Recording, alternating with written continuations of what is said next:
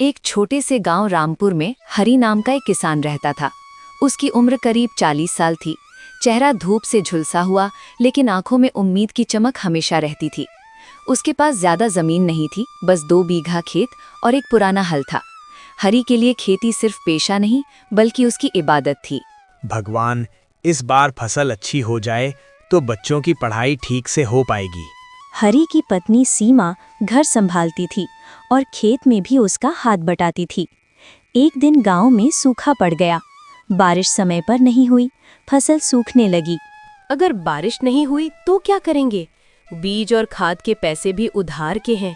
हिम्मत मत हारो सीमा, किसान की असली ताकत उसका सब्र होता है। हरी रोज सुबह खेत जाता, सूखी मिट्टी को देखता और फिर भी मेहनत करता रहता। गांव के कुछ लोग उसका मजाक उड़ाते थे। अरे हरी, इस सूखे में मेहनत करके क्या मिलेगा? छोड़ दे ये सब। जब तक सांस है तब तक कोशिश है। एक दिन हरी ने तय किया कि वो पारंपरिक तरीकों के साथ साथ नई खेती की तकनीक अपनाएगा।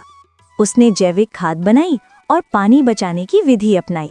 देखो हरी, पौधों में फिर से हरियाली आने लगी है। मेहनत कभी खाली नहीं जाती। कुछ हफ्तों बाद अचानक अच्छी बारिश हुई। खेत फिर से हरा भरा हो गया। समय पर फसल तैयार हुई और इस बार पैदावार पहले से कहीं बेहतर। बाबा, हमारी फसल सबसे अच्छी है।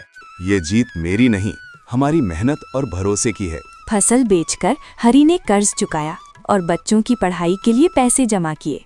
गांव वाले जो पहले हंसते थे, अब उससे सलाह लेने आने लगे। हरी, तुमने साबित कर दिया कि सच्ची मेहनत कभी हारती नहीं। मैं बस किसान हूँ, मिट्टी पर भरोसा करने वाला। हरी की कहानी पूरे गांव के लिए एक मिसाल बन गई। उसने सिखा दिया कि मुश्किलें कितनी भी बड़ी हों, अगर हौसला और मेहनत साथ हों तो मिट्टी भी सोना उगल देती है।